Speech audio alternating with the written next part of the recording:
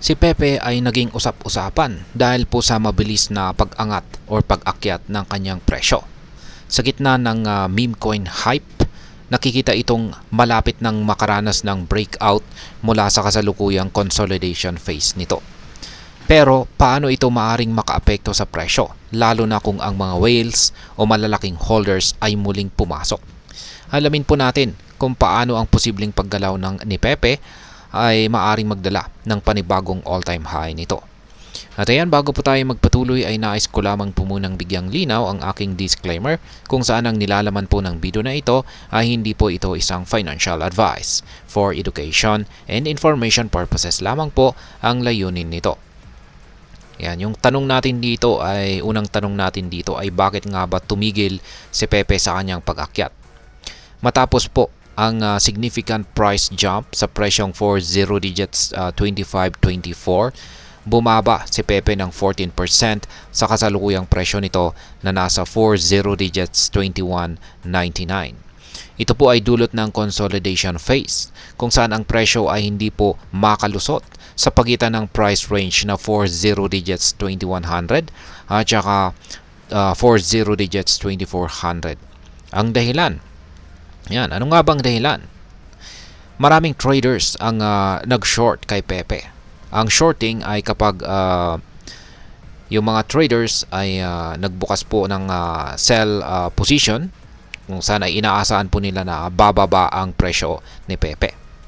Ang mga ganitong galaw ay naglalagay po ng pressure or selling pressure sa presyo ni Pepe. Ngunit nagbibigay din ito ng oportunidad para sa isang short squeeze. Kapag nagkaroon po ng breakout pataas, ang mga nag-short ay mapipilitang bumili mula mapipilitan po ulit silang bumili muli upang mabawasan ang kanilang mga losses. At ito po yung lalo pang nagtutulak sa presyo pataas. Kaya yan, ano po ang papel ng mga whales at mga malalaking holders? Sa unang araw, ang listing po ni Pepe kay Coinbase ay humugot po ang mga traders ng 6 na trilyong Pepe tokens mula sa mga exchanges. At ito po yung nagresulta ng 47% na intraday surge. Pero sa mga sumunod na araw ay bumaba ang withdrawals sa 492 billion tokens. Ipinapakita nito na ang mga malalaking holders o whales ay tila nag-aalinlangan sa long-term na potensyal ni Pepe. Ang pagbagsak ng activities ng mga whales ay isang sinyalis na humihina na ang conviction nila sa patuloy na pag-akyat ni Pepe. Gayunpaman, kung babalik ang kanilang interest at magsimula ulit silang mag-acquire or mag-accumulate ng Pepe, maaari po itong maging malaking trigger para sa susunod na rally. Ngayon ay ano naman ang short squeeze at paano ito makakaapekto kay Pepe? Sa kasalukuyan, si Pepe po ay nasa tug of war o sa pagitan po ng bulls. Yan, yung mga bulls na ito ay ito po yung mga nag-i-expect ng pag-akyat ng presyo. At bears, ito naman yung mga nag-i-expect o inaasahan nila sa pagbaba ng presyo. Ang tinatawag naman na short squeeze ay isang sitwasyon kung saan ang mga traders na nag-short ay mapipilitang bumili muli ng Pepe upang mabawasan ang kanilang mga pagkalugi or talo. Ang ganitong galaw ay maaring magdulot ng mabilis na pag-akyat ng presyo. Ang bullish sentiment ng market ay nagpapanatili sa posibilidad na maabot ni Pepe ang presyong 4 0 digits 25-30 o higit pa. Bukod dito, ang malakas na paggalaw ni Bitcoin ay maaring makatulong din sa iba pang altcoins tulad ni Pepe. Dahil ang positivity sa market ay kadalasang kumakalat sa iba't ibang cryptocurrencies.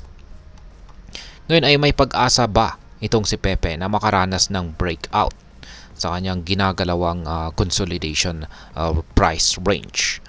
Base sa kasalukuyang analysis ay may posibilidad naman po na maabot ni Pepe ang bagong all-time high kung ang buying momentum nito ay magpapatuloy.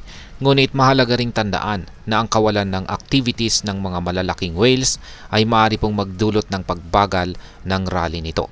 Kung ang mga bulls ay mananatiling aktibo at ang mga presyo ngayon ay maituturing na deep o magandang entry point, maaring makakita tayo ng significant push papunta sa presyong 40 digits 2530 o higit pa.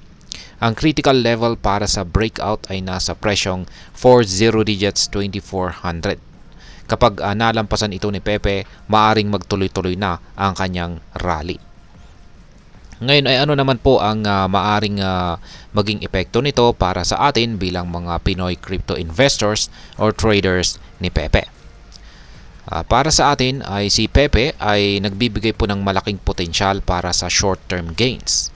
Gayunpaman, dahil isa po itong meme coin ay napakataas ang kanyang volatility. Ang ganito pong klase ng asset ay maaring magdala ng malaking kita, pero may kaakibat din itong mataas na risk o panganib. Kaya kung balak po ninyong pumasok dito kay Pepe, siguraduhin naiintindihan po muna ninyo ang dynamics ng short-term squeezes at consolidation phases. Importante rin ang risk management. Kaya huwag pong mag-all-in at tiyaking handa kayong maghintay ng tamang oportunidad bago mag-invest. Ngayon ay ano naman po ang aking masasabi tungkol dito. Si Pepe ay isang magandang halimbawa kung paano ang hype at market dynamics ay nagiging malaking puwersa sa mundo ng crypto. Bagamat ito ay may mataas na risk, maganda itong pag-aralan para sa mga gustong matuto tungkol sa technical analysis at trading psychology. Kung ikaw ay isang Pinoy investor na handang mag-take ng risk, huwag kalimutang mag-research at magplano ng maayos. Tandaan, sa mundo po ng cryptocurrency, ang tamang diskarte at disiplina ang siyang magdadala ng tagumpay.